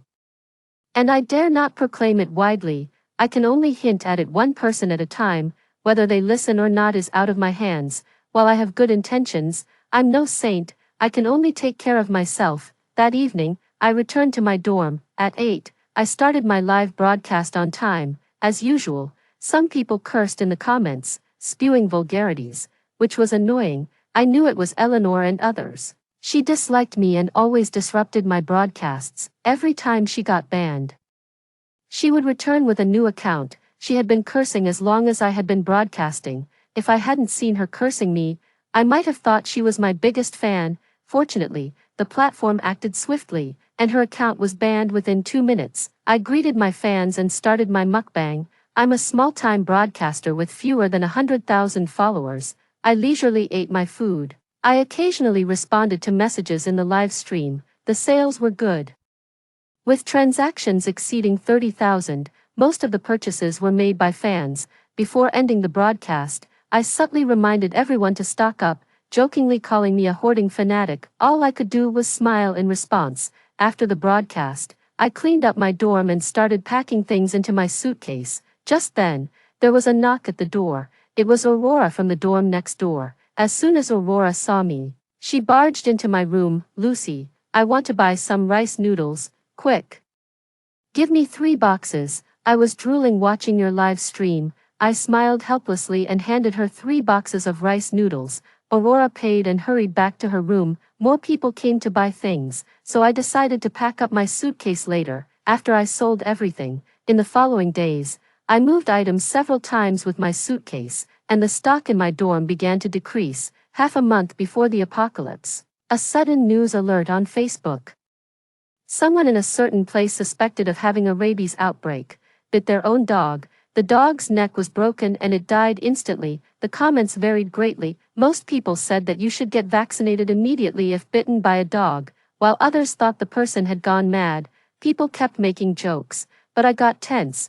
It wasn't rabies. It was clearly a zombie virus infection. The way he bit the dog was exactly like a zombie biting a person. It had already started. Alarmed, I increased the pace of my hoarding. I made several trips to the supermarket, stocking up on rice, dried goods, and more. I also stocked up on canned food, sausages, and cured meats. I hoarded 50 kilograms of anything that was non-perishable. I was alone, being frugal. It would be enough. After the goods were delivered, I also had someone install a set of solar panels on the rooftop. Electricity would be essential during the apocalypse. Besides this, I also ordered various vegetable seeds, nutrient soil, and even a fertilizer conversion device. A week before the apocalypse, I had almost moved everything out of my dorm. I left the boxes as they were, arranging them back on the bed, which was now full. There was 1 box of rice noodles left, which I didn't plan to take with me, so I took it to Aurora next door. Aurora was there, and I handed over the box. "These rice noodles are nearing their expiration, and I can't finish them all, so they're all yours." Aurora was overjoyed but initially hesitated. "That's not necessary, just keep them for yourself. I have more." After some persuasion, Aurora accepted them. Before leaving, Aurora gave me a bag of fruits as a return gift. Seeing her smiling face, I couldn't bear it and said, "It seems like it's going to get cooler in a few days. You should store some stuff in your dorm. It's also more convenient." "Huh, sure. I've already stocked up. It's so cold these days. I bought a lot of stuff. I'd rather not go out unless necessary. It's freezing outside." "That's good." Leaving Aurora's dorm, I felt a mix of emotions. I stepped out of the dormitory building directly. I finally remembered what I was missing: surveillance cameras. While the ones at home had been installed long ago, I hadn't set any up at the dorms yet. I wouldn't dare say that Eleanor and the others would behave just like people from a past life, but human nature is hard to change. Once the apocalypse hits and they run out of food, they'll surely think of me. I was also curious to see their faces when they find the dorm completely empty. I immediately ordered battery-operated pinhole cameras, planning to install them upon arrival. These cameras are small and hard to detect, and they can even capture sound, perfect for keeping an eye on them. The cameras arrived quickly that very afternoon. I connected them to my phone, set everything up, and found spots to install them.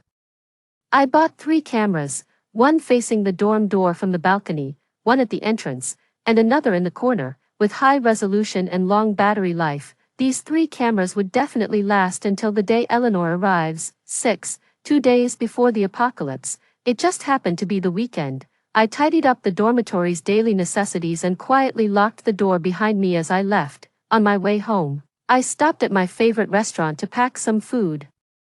Then went to the supermarket to buy vegetables and fruits. Carrying 2 large bags, I headed home under the cover of night. I stored the vegetables and fruits in the refrigerator and went up to the attic to inventory my supplies. After a month of stockpiling, the small attic was crammed full. Everything was organized by category: rice, flour, oil, water, snacks, dried goods, canned food, instant meals, and so on. I took out a notebook and began to meticulously tally the amounts: vacuum-packed rice, 10 kilograms, 50 bags, large bags of flour, 25 kilograms, 20 bags, 5L cooking oil, 50 containers, eggs, 30 per tray, 100 trays, potatoes, 10 kilograms per bag, 10 bags, pumpkins, 10 kilograms per bag, 10 bags, sweet potatoes, 10 kilograms per bag, 10 bags, winter melons, radishes, lotus roots, 10 bags each, other durable vegetables,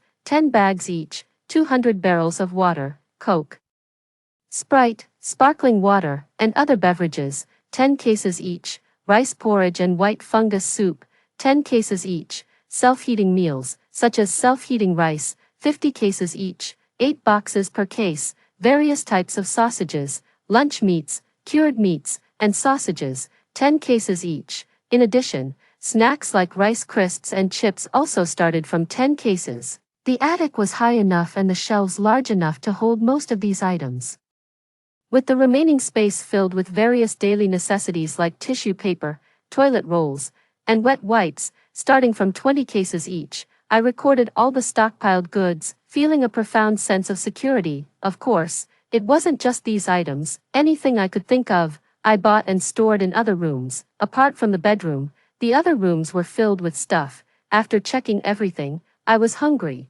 I heated up a box of self-heating hot pot, opened my phone, and enjoyed my meal. It was the weekend, and most people were out having fun. While scrolling through videos, I suddenly saw a news report about a suspected zombie attack. In the video, a woman was walking normally when suddenly a man ran up from behind. He tackled the woman to the ground and bit into her neck. The woman struggled violently, but soon stopped moving. By then, a large pool of blood had formed beneath her. Everything happened so quickly that the people around didn't react in time. By the time they did, they rushed over. 2 or 3 strong men pulled the man away, who was bleeding from his mouth. Some people were shouting to call the police, while others ran away in fear. At the end of the video, the woman lying on the ground moved slightly, and then abruptly, the video stopped. I quickly glanced at the comments under the video. The top comment was, "Wow, is this guy a zombie?" Below that were all laughs. Clearly no one was taking it seriously, but I knew, it really was a zombie. The zombies had truly arrived. Suddenly, I lost my appetite. I looked at the address tagged in the video, City C, over 100 kilometers from here. A sense of urgency gripped me. The zombies had arrived earlier than in my previous life. In my last life, the massive outbreak of zombies happened on a Sunday afternoon. I remember it clearly because I always restocked and returned to my dorm on Sunday afternoons. I had just gotten back to the dorm when the outbreak occurred, but now it was only Saturday, and the zombies had already appeared. No, the zombies had been around for a while, but only now had they erupted en masse. I checked the time on my phone, 8 p.m., hesitating no longer. I grabbed a box of supplies and left my apartment. I took the fire escape down to the 28th floor. I had observed before that only 3 households lived between the 28th and 33rd floors. I locked the door to the fire escape on the 28th floor and for added safety, I installed a door blocker. I locked all the floors from 29 to 33 as well. After securing everything, I locked the 2 anti-theft doors at home and finally breathed a sigh of relief. If everything went as expected, the zombies would fully break out tomorrow. For my safety, I had to block any access to the upper floors. Having lived through this before, I knew better than anyone that in the apocalypse, more dangerous than the zombies, was human nature. Thinking it over, I took out a small lamp and turned off all the lights in the house. I couldn't let anyone discover that there was someone in this apartment after hoarding so much stuff. That night, I put on headphones and fell into a deep sleep. November 7th, 2035. I woke up chilled. I had gone to bed early last night and hadn't turned on the air conditioning for safety reasons, so now the room was very cold. I shrank my neck, pulled out another blanket from under the bed, and also grabbed a thick sleepwear. After dressing up, I went to the living room. I had drawn the blackout curtains earlier, so it was very dark inside. Using the dim light from my phone, I made my way to the window. It was 10 in the morning. I quietly lifted a corner of the curtain to look downstairs. There were quite a few people below. Today was a rest day, and many were out for walks, with children playing on balance bikes in the plaza. Everything seemed normal. It appeared that the zombies had not spread to this area yet. I felt considerably more at ease. After watching for a while, I started to prepare breakfast. I still didn't cook, opting instead for a self-heating rice meal with boiled beef. The beef smelled delicious, and since the zombies hadn't arrived yet, I wanted to enjoy a good meal. Thinking about how I won't be able to eat these freely in the future, I opened another box of braised pork. The instant braised pork heated up quickly, and within minutes, the aroma wafted through the air. The smell alone made my mouth water. Delicious. It was incredibly delicious. How could there be such a delicacy as braised pork in the world? The sight of the braised pork made me drool uncontrollably, and without realizing it, my hands were already navigating through the messaging app. Many people had messaged me, most of them looking to buy something. I glanced through quickly and logged out, but Aurora had also sent me a message. Lucy, you didn't go out, did you? It's not safe outside today. Don't go restocking. Did you hear? There have been zombie sightings in City C. Could it really be the apocalypse? Just stay in your dorm, don't go out. Reading these messages warmed my heart. After a moment of thought, I responded with a smiley face. After sending the message, I tossed my phone aside and focused on eating. The boiled beef was very spicy. The sauce soaked into the rice, making every grain distinct. Adding a piece of braised pork, my soul screamed in delight at the taste. I quickly finished my meal, tidied up the house, and sat on the sofa scrolling through Facebook. Sure enough, there was a top trending topic exploding with news: zombies spotted in City C, several people bitten and infected. 3 exclamation marks highlighted the shock this news had on people. I clicked on it and saw a video. The gore was extreme. The top comment read, "The apocalypse has come." Below were countless cries of despair. The whole page was filled with panic and helplessness. Shocked, I immediately closed Facebook. I took a deep breath. The day had indeed arrived. 2 hours later, zombies appeared in my neighborhood. I was observing the ground with a high-powered telescope from my window when it happened. Probably due to the spread of the news about the zombies, there had been hardly anyone around the apartment complex since the afternoon, but just after 2 o'clock, someone still left the complex. Through the telescope, I could see clearly. It was a woman in her 20s, wearing a backpack and heading towards the complex entrance. She was wearing headphones, bobbing her head to the music, obviously unaware of the news on her phone. As she reached the entrance, a raggedly dressed man approached her. His body twisted in a strange posture, covered in blood, likely a recent infection. The woman was startled by the man, stepping back before attempting to move forward again. Just then, the man lunged forward, pouncing on the woman and biting her. Too far away to hear her screams, I could only see her struggle clearly. Soon, the woman stopped moving, and the man, seemingly satisfied, got up and moved on in a bizarre gait. About 5 minutes later, the woman on the ground moved.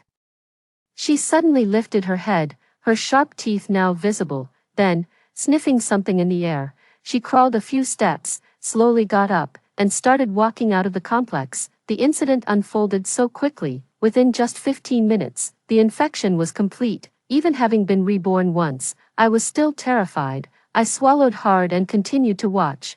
Although Facebook was already flooded with comments about zombies, not everyone would have seen them. At the entrance of the residential complex, people kept coming out of a building, only to be bitten by zombies lurking nearby. Within half an hour, 8 people were infected, adding to the initial woman, bringing the total number of zombies in the complex to at least 10. This was a significant number. A sense of urgency washed over me. I quickly got dressed and stealthily opened the door to head to the corridor. The building had one elevator serving 2 apartments per floor, and I was the only resident on the 33rd floor. I carefully descended the stairs to the 28th floor. The corridor was eerily quiet. I checked the fire door again, ensuring the chain and doorstop were intact, and then verified that the surveillance on the 28th floor was operational before heading back home. Once home, I found the bone-chopping knife I had purchased earlier and placed it by the entryway along with 2 kitchen knives. I also took out the pepper spray I had bought for self-defense. After preparing, I felt somewhat relieved. Just then, my phone rang unexpectedly, making me jump. I looked down and saw that it was from the real estate agent who had helped me before. Immediately, I was on high alert. Why was he calling me at this time? Did he know I had moved here? My mind raced with thoughts, and after hesitating, I answered the call. His voice sounded anxious. "Are you at home, young lady? Have you seen the news? If you haven't come yet, don't. The complex is no longer safe." I pursed my lips. "I'm at school." His tone immediately softened. That's good, then stay at school and don't go out. It's chaotic outside. Take care of yourself," he advised quickly and then hung up. I felt a wave of relief and somewhat weak. I sat down on the sofa. It was then I noticed someone had mentioned me in a message group. Upon checking, I found out that the community was taking a head count. They mentioned the situation was unexpected and asked everyone to stay indoors and report their numbers for further necessity. The agent probably called because I hadn't responded yet. He was indeed a considerate person, but this made me even more cautious. I decided then to stop using tap water and use only the stored water for eating and restroom needs. I also decided to stop using gas and switch to using a cartridge stove for safety. I had to be extremely careful now.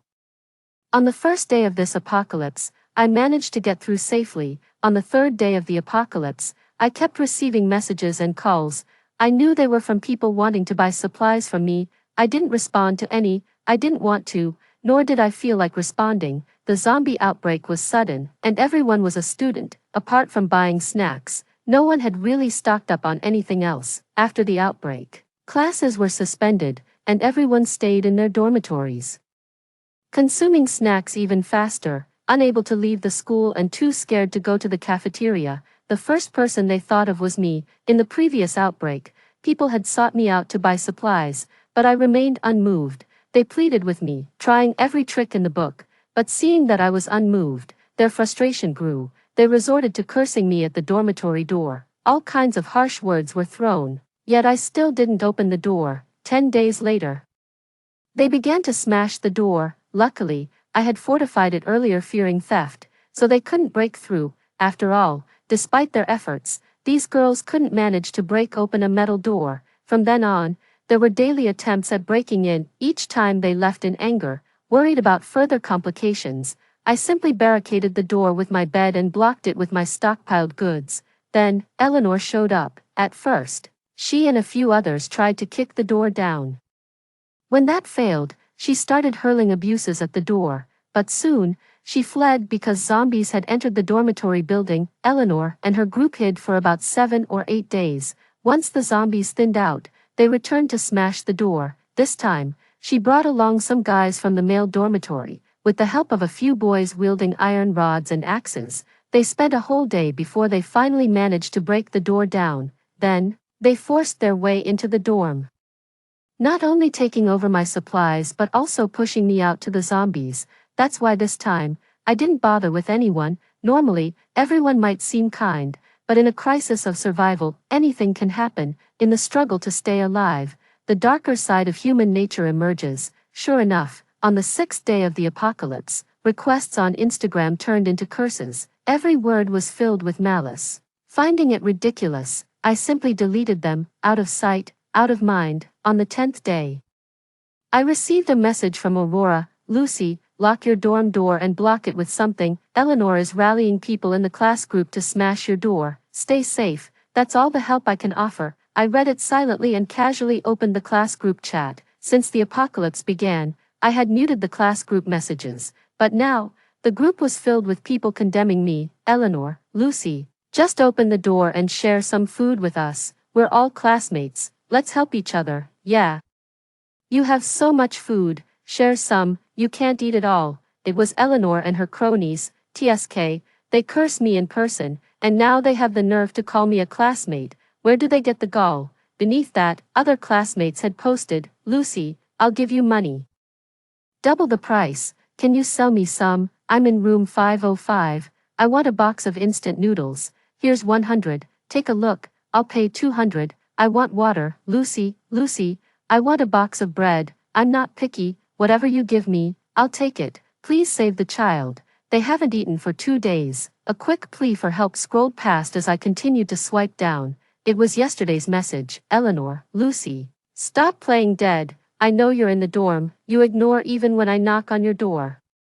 How heartless can you be? Do you want to see us starve to death? Lucy, I'll do anything just to buy something from you. Anything. I want you to die. Will you? I scoffed internally, my fingers continuously scrolling on the screen, until I saw today's message. Eleanor, Lucy, you've gotten bold, ignoring calls and not replying to messages. If that's how it is, don't blame me. Eleanor started urging everyone to smash my door, saying once it's broken down, we can share everything inside. At first, no one agreed, but gradually, one or two started to echo her. Eventually, they came up with a plan. Eleanor and a few other girls would try to smash my door first, and if they couldn't break it, the boys would take a turn. About 10 people agreed. I looked at their profiles, the same people who smashed the door in my past life, repeating the same life. They chose to smash the door again. Well, let them smash. There's something good waiting for them afterward. 10. After knowing they were planning to smash the door, I adjusted the dormitory's camera and transferred the video to my computer, watching it while eating sunflower seeds. By the afternoon, people began to gather at my door, led by Eleanor. They were hitting my door with table legs, making loud bangs, and people from nearby dorms peeked out to see. After about 5 minutes, the door hadn't budged. I heard Eleanor cursing, that damn bitch, making the door so sturdy. How long are we supposed to smash? Eleanor, maybe Lucy isn't even there. No reaction despite all this smashing. No, I've been watching her. She hasn't gone out to restock, definitely hiding inside. That coward, she must be enjoying her stash of goodies inside. Hearing this, I paused eating my seeds. Eleanor was watching me. Lucky I dodged people when I left, or I wouldn't have been able to. Eleanor really can't let go. I have no grudges with her. Why does she always target me? I can't understand. I'm not from this city. And I've never had any dealings with Eleanor. I really can't think of how I've offended her. Such a bizarre person. While I was pondering, suddenly a scream came from the video. There are zombies. Zombies are coming in. Run. Eleanor and the others dropped the table legs and ran. The sound of doors slamming echoed in the hallway. A few minutes later, a figure stood at the door, clothes hanging with blood, slowly moving forward, growling lowly. It was a zombie, a female zombie. The zombie sniffed at my door, then tapped on it, unable to move it after trying. She turned and went elsewhere. I breathed a sigh of relief. It seems, the scent had drawn her out. That scent has a fatal attraction to zombies. My plan had worked. 11. In the following days, Eleanor didn't come back, and only occasional zombie roars could be heard in the surveillance. Until today, I heard the familiar sound of the door being smashed again. It seemed the zombies in the dormitory had been lured out by someone, as I saw Eleanor and a few guys standing in front of the dorm door. The guys wielded iron rods and axes, relentlessly smashing at the door. The axe was sharp, peeling off the metal of the door. Wow, it's actually working. Keep going, keep going. Once the doors open, we'll have food, someone exclaimed. The door smashers grew excited, their axe swings growing more forceful. The clanging echoed through the hallway. I watched their vigorous efforts with raised eyebrows. Weren't they afraid the noise would attract the zombies? Hurry up, the people over there are getting overwhelmed. Can you do it or not? If not, I'll take over. I listened carefully, barely making out the growls of zombies. It turned out someone was on guard. They seemed well prepared, but I feared they would be disappointed even if they got the door open. There was no food inside the door. Only death certificates lay waiting. Crack. I heard the sound of the door lock breaking. It's open, the group cheered, then kicked the door open violently. What is that smell? It's so foul. Is Lucy dead? Damn, it smells like a corpse. Never mind that, let's find the food, quick, grab the stuff. I saw a group of people squeeze into the dorm, excitement building inside me as I turned on the camera facing the door. Suddenly, 7 or 8 people crammed into the room, rushing towards a mountain of boxes on the beds. In the next instant, I got the reaction I had hoped for. They're empty. Why are they empty? What? The boxes are empty. I can't believe this. Lucy, Lucy, these are all empty. Someone flung the boxes from the beds to the floor, only to find them completely empty. Refusing to give up, another person searched under the beds, but still found nothing. Frustrated, he began hitting the bed frame with his iron rod. The banging noise spreading through the dorm. What do we do? There's no food at all. We're done for. We're finished. They finally realized there was no food in the dorm. Eleanor, refusing to believe it, strode over to my bed and flung the blanket aside, only to be met with a pile of chicken innards. Several kilograms of viscera lay there, bloody and raw. Ah, Eleanor screamed. Damn, cover it up. Someone reacted, pulling the blanket over the bloody mess, but it was already too late. From the end of the hallway came several moans. The people at the dorm entrance panicked. Zombies, the zombies are coming up. Quick, quick, close the door. They hurried to shut the door, but it was too damaged to close properly, leaving a gap. Those near the door panicked. The door, it won't close tight. Shit, a zombie's hand is coming through. Come help push the door. I can't hold it. 2 or 3 people desperately held the door, while the others hid on the balcony, unwilling to help. Seeing the inaction of the others, panic flashed in the eyes of those at the door. I don't want to die. Come and help. Help. It's going to bite me. Ah, finally, a zombie bit one of the guys on the outer edge. He tried to shake off the zombie, but once it tasted blood, there was no escaping. Soon, he fell to the ground. Cries and screams filled the dormitory. After a few more minutes, the remaining 2 couldn't hold on any longer and collapsed as well. A pool of blood lay at the door. Bang.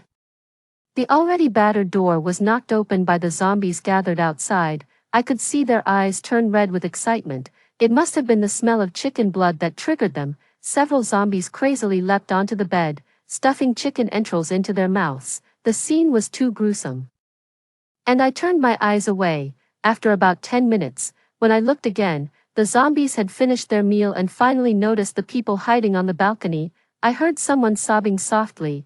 I couldn't help but shake my head. They were doomed. Originally, I had remodeled the balcony for convenience, using it for storage, and I had removed the sliding door, so hiding on the balcony was useless for Eleanor and the others, as there was no cover. Sure enough, 5 or 6 minutes later, I heard their screams. With my back to the balcony, I couldn't see what was happening, but from the sounds, I knew their fate was grim. I clenched my fists tightly, staring intently at the screen. After a long silence, there was movement on the screen again. First, the zombies who were there earlier staggered off the balcony, and slowly, one of the boys who had been hiding there stumbled out too. There was blood on his neck, and he sniffed around, following the other zombies, one by one. 3 in total, and then, I saw Eleanor. Her clothes were stained with blood, and she walked unsteadily, like the others. She sniffed the air and then lowered her head. Suddenly, she looked up sharply, staring directly at the pinhole camera. I inadvertently met her gaze and was startled by the blood red in her eyes, causing me to exclaim, "Damn!" My heart raced as my eyes stayed glued to the screen. Fortunately, she did nothing else and, after looking around, slowly left the dorm. Soon, low growls echoed through the hallway, and the dorm quieted down. Seeing this, I took a deep breath of relief. Finally, they were gone. This time, I survived. I felt a warmth in my eyes and shakily went to the fridge to grab a bottle of Sprite. The icy liquid was refreshing, and I felt an immense sense of relief, as if all my post-resurrection stress had been swept away. After drinking half the bottle, I calmed down. That's when I finally heard my phone ring. It was Aurora. I didn't answer. The phone rang persistently 3 times before falling silent. Ping, a notification sounded. Lucy, are you in the dorm? There are zombies at your dorm. Are you okay? Eleanor and the others seem to have been bitten. Lucy, I stared at the phone for a long time before turning it off. Aurora didn't send any more messages. That evening, the class group exploded with activity. Someone posted a video in the group. Holy crap. Are those Heisey and the others? Heisey turned into a zombie, and a woman. No, that's Eleanor, right? She turned into a zombie too. Weren't they supposed to go to Lucy's place to find food? How did they turn into zombies? Where's Lucy? Why isn't Lucy here? Did they find any food? At that, the chat group fell silent for a moment. I guess not, since they turned into zombies. Man, I'm going to starve to death. When is the rescue coming? I've been living on instant noodles for a week. I'll starve if they don't come soon. It should be soon. There's still electricity and water, so it can't be that bad. Rescue should be close. Everyone just hang in there. Soon, the chat group was flooded with prayers. I didn't look any further and quietly left the group. 12. Honestly, I have no idea when the rescue will arrive. It's been a month since the apocalypse broke out. Initially, TV anchors tried to calm people, urging everyone not to panic and to stay at home waiting for rescue. Gradually, the news stopped. I'm not sure what's happening outside, but I know that someone must be silently striving to save the world. There's not much I can do except stay quietly at home and not cause any trouble, so I resumed my days of doing nothing until I heard some noise from the 28th floor. That day, after I had just eaten and was about to rest, I noticed some movement on the surveillance camera I had placed on the 28th floor, as it was a pinhole camera. I just positioned it in a high place where it could capture people's movements. For a month, the screen showed no one, but now, there were a few figures. Due to the camera's position, I could only see shadows passing by, unable to see faces. I plugged in my headphones and listened carefully. It sounded like a few men. Big brother, are there still people living upstairs? I don't know, we'll see. TCH, I doubt it. We've walked around a lot. There definitely isn't anyone. There are too few people living in this building. Let's just check it out. No harm in looking. That's right, let's go up and see. Hearing this, I instantly became alert. They were coming upstairs. I had installed a door blocker on the 28th floor. They wouldn't be able to open the door and would definitely realize someone was here, and they might even search all the way up here. What should I do? I started to panic. Can't push it open. Damn, is it locked? I heard the sound of the door being banged. The dull noise echoed through the surveillance, and then the door was violently kicked twice. With a chain and a door blocker in place, the door naturally wouldn't budge. Damn, is it blocked? There must be something valuable upstairs. Why else lock the door? Come on, grab something. I've been hungry for days. It's time to replenish. I heard the door to the fire escape being kicked again, and then, the sound of cursing faded into the distance. Once it was completely quiet, I hurried to the window and looked down. It was almost dark now, and difficult to see clearly. In fact, just 2 or 3 days after the zombie outbreak, people had already stopped venturing out. After all, everyone had seen what zombies were capable of, and no one wanted to throw their life away. But a month had passed, and the promised rescue had not arrived. Most people had run out of food at home. Zombies were becoming more numerous. It was getting colder outside. And continuing like this meant certain starvation. So, some began to take risks. I personally saw a man, fully armed, step out of his door, only to be pounced on by a zombie lurking in the darkness. After that, the neighborhood remained quiet for several days. But after 2 days, someone ventured out again. This time, he was successful and brought back quite a few supplies. Then, a few more groups succeeded, but that was a week ago. Another week passed. And likely many were out of both bullets and food. The group that arrived earlier probably were too, except they didn't think about going out for supplies but chose to try their luck in the building. From their conversation, it was clear they were thugs, so they posed a threat to me. I needed to be even more cautious. I checked all the doors and windows in my home once more to ensure they were secure.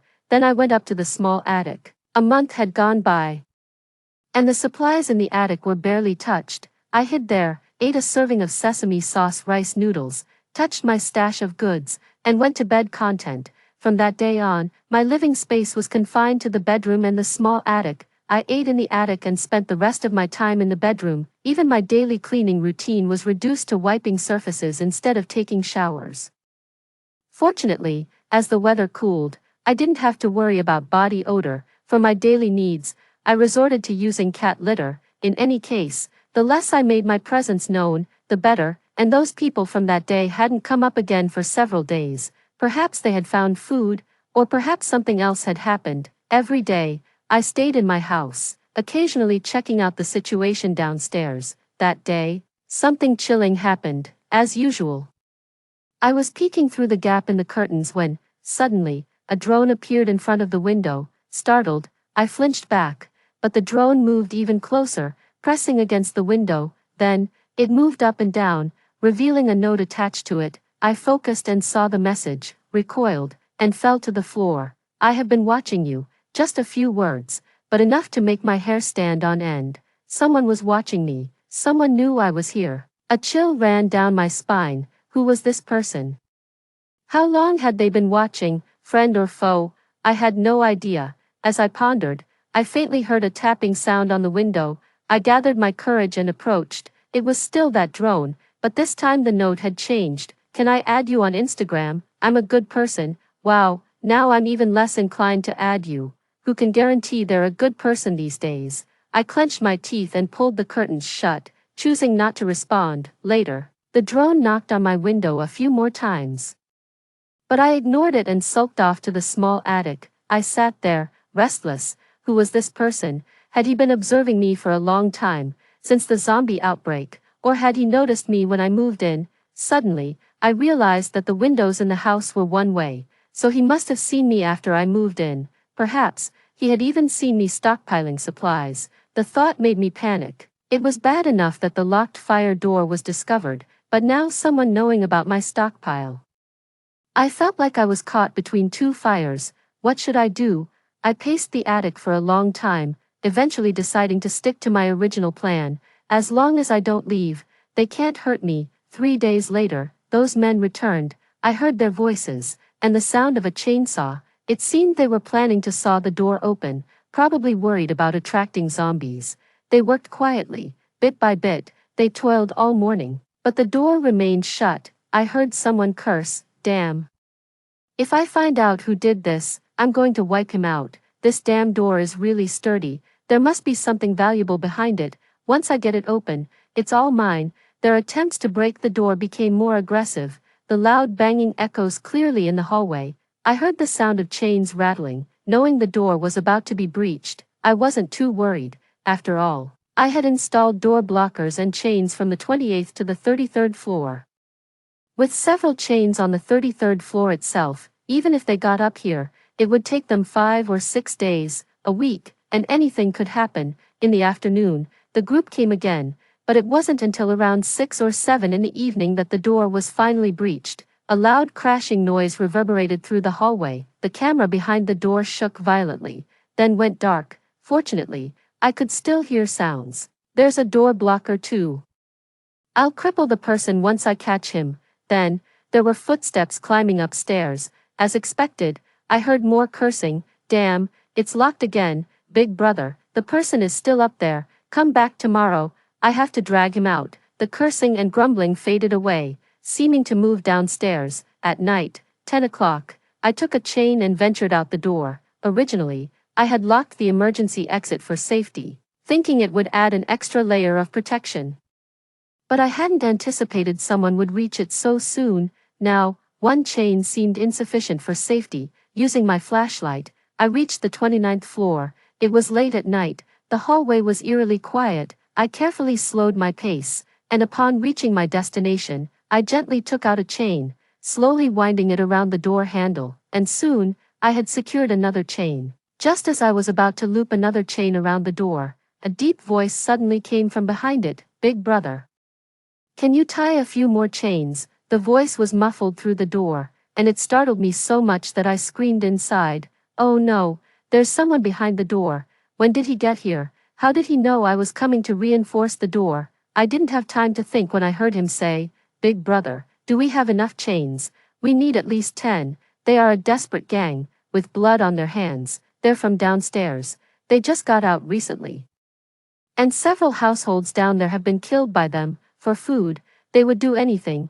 I know you're a good person, big brother. Please make the door stronger. When this is over, I'll treat you to a meal." After he finished speaking, he fell silent. His words left me trembling, and with shaky hands, I secured the remaining chains and then ran upstairs to fetch even thicker chains. Fortunately, I had bought plenty of chains for safety before. Otherwise, I would be out of options now. I tied several more chains until there was no gap left around the doorknob. The person behind the door seemed to have not left yet. After a faint sound of footsteps, he thanked me. "Thank you, big brother. You also be careful." I nodded silently. "We will both be safe." After securing the chains on the 29th floor, I went up to the 30th floor and reinforced the door using the same method, working my way up layer by layer. By the time I got back home, it was already past midnight. I groped my way into the bedroom and gasped for air on the bed. With the door reinforced, it was much safer. At least, it wouldn't be so easy for those people to come up here now. I was so exhausted that I didn't want to move and soon fell into a deep sleep. The next day, those people came again. They reached the 28th floor and first tried to break into 2 apartments. When they failed to break the doors and became angry, they attempted to force their way in. Just then, a few zombies appeared. The intruders fled in terror while the zombies, failing to break in, eventually ambled away. I knew all this because someone in the property management chat group had posted about it. It turned out that these intruders weren't from our building. After robbing their own building, they had set their sights on ours. Some kind-hearted residents on the lower floors thought of giving them food, hoping it would keep them away. Little did they expect that these intruders would commit atrocities, killing those families.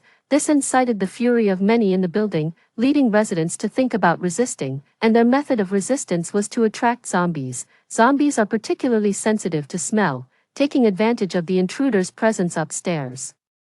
Several families from the upper floors used a blood scent to lure the zombies. Hearing the noise of the intruders trying to break down doors, the zombies naturally gravitated towards it. This saved the residents of the 28th floor for the time being. However, this was not a long-term solution. Having experienced this once, the intruders would surely be more cautious next time.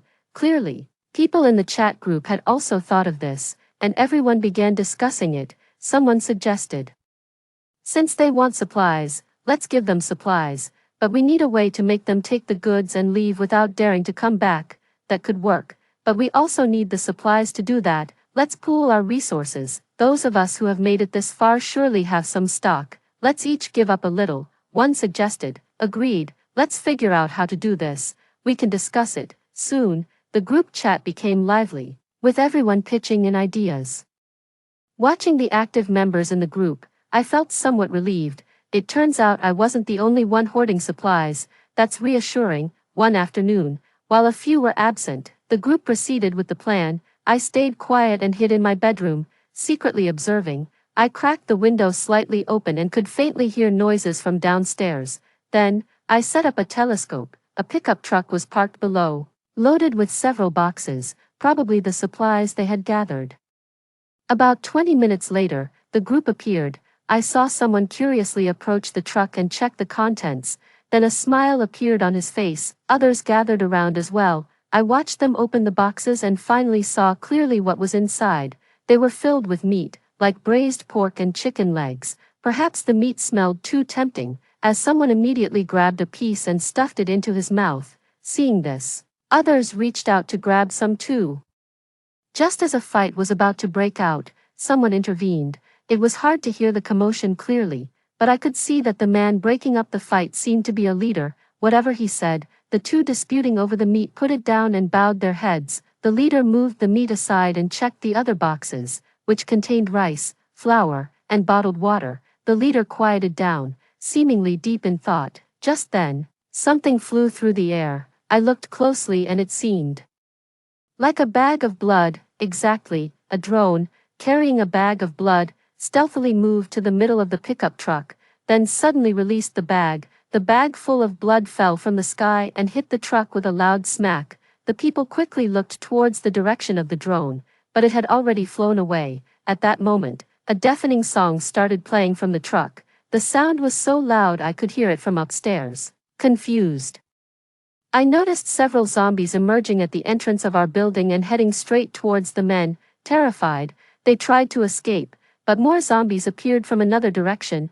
Suddenly, 7 or 8 zombies were upon them, and the men swung iron rods at them. But the zombies, impervious to pain, only paused briefly before continuing their pursuit. Soon, one man was bitten and screamed in agony. The others, in a panic, ran aimlessly, but it was too late.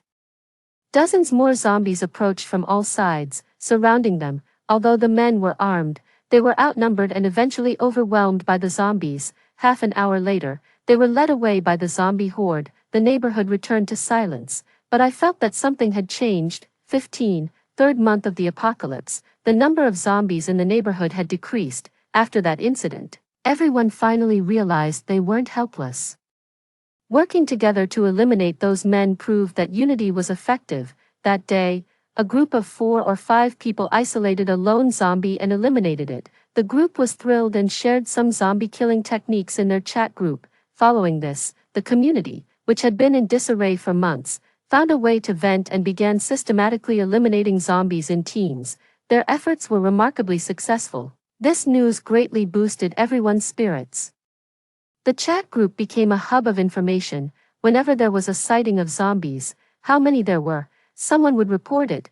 Then, they would strategize, how many people would go, how they would execute the plan, whether to distract the zombies with noise or lure them with the scent of blood. After a while, the number of zombies in the neighborhood noticeably decreased. By the 4th month after the apocalypse, the zombies in our neighborhood were completely eradicated. I still kept my windows open and could hear many people shouting out of theirs. I knew everyone had been holding in a lot of stress. Half a month later, help finally arrived. It was a Monday morning when helicopters began to hover over our neighborhood. After several rounds, they dropped supplies and broadcasted a message. Residents, the nation is making every effort to assist everyone. Please do not panic and wait for rescue. We will be dropping supplies which you can safely retrieve. The nation will not abandon anyone. The helicopter continued broadcasting for a while before it left. Watching the distant speck fly away, I couldn't help but tear up. After the apocalypse, the water and electricity were cut off for a while, but they were restored after half a month and haven't been interrupted since. Though there was still no news, I knew the country was striving hard. The end of the zombie threat was just a matter of time. The helicopter made several more visits, dropping supplies and also spraying disinfectant. A month later, the helicopter announced to the residents, the zombies in this neighborhood have been eradicated and disinfection is complete. You can move around the neighborhood with assurance. After the helicopter left, there was movement downstairs. First, 2 strong men hesitated at the door, then suddenly yelled, "They're gone, they're all gone." After shouting, they started running wildly around the neighborhood. Soon, many more people began to open their windows and gradually came downstairs. I saw people laughing, embracing, and crying. After months, the pressure had been too much for everyone. By the 8th month of the apocalypse, spring quietly passed. We still hadn't left the neighborhood. The elderly turned the green spaces downstairs into vegetable gardens, planting seasonal vegetables. The weather was good, and in just half a month, the seedlings sprouted. The lush greenery was a pleasant sight. A few days later, everyone began to eat the vegetables they had grown, and I, too, ate the vegetables I grew. The seedlings on my balcony were thriving. I could eat fresh vegetables every day. A year after the apocalypse, just before the National Day, the news broadcast that had been suspended for a year finally resumed. It started reporting on the changes across the nation over the past year. After the outbreak of zombies, countless people had died, countless people were rescued, social order was paralyzed for a time, but fortunately, we all made it through. On October 1st, a brand new national flag was raised in the square. It symbolized a new beginning and hope. That evening, I indulged myself. I made hot pot. I had stockpiled too much at the beginning, mostly vacuum-packed food. After a year of depleting supplies, most of the stuff in the attic was gone. But some cured meats and sausages remained. I cooked them all, along with some greens I had grown myself. Though it didn't taste as good as the hot pot restaurants, it was still satisfying. After a hearty meal, I sat by the window, lost in thought. It had been a year since the apocalypse started. It should be ending soon. How wonderful. 3 months later, close to the year's end, the news finally announced that the last zombie in another country had been killed. The apocalypse was over. Watching the news, I took a deep breath. It was finally over. The area downstairs was already bustling with activity. Unable to sit still, I dressed and went downstairs. It was cold, but the sun felt comforting. It had been a long time since I felt this free. I didn't recognize most of the people in the neighborhood. I walked to the small square and watched everyone joyfully celebrating. Then, a middle-aged man approached me, sizing me up before suddenly saying with a smile, "Young lady. The stuff in the elevator, that was you, wasn't it?" "What?" While I was still puzzled, he continued, "I know everyone in this building, and we all interact, but I've never seen you." Didn't expect such courage from the younger generation. I just smiled without making excuses. The man nodded in satisfaction and slowly walked away. I sat down again, and a young man took a seat next to me, staring at me intently. I turned and saw a stranger's face. Just as I thought he had mistaken me for someone else, he blurted out, "I own the drone, the note." Suddenly, it clicked. Was this the "I'm a good person" message? I was speechless. So it was him. I had thought he was a creep. Scratching the back of his head, he asked, "Can we connect on Instagram now?" A month later, I received a notice from my school to resume classes. I dragged 2 suitcases back to school. At the school gate, I saw Aurora. She seemed to have been waiting for me. "Lucy. Over here, I'm so glad you're okay." She rushed over and hugged me, her voice somewhat choked. "We're all still alive. Thank you, and thank your stuff too. Everyone on our floor was fine." I patted her back. "I'm glad you're okay. Come on, I've made your bed, and this time we're in the same dorm. By the way, are you still doing your mukbang? When you live stream, can I join in for the food?" I laughed. She really was a foodie. "Sure, eat as much as you want. I've got plenty."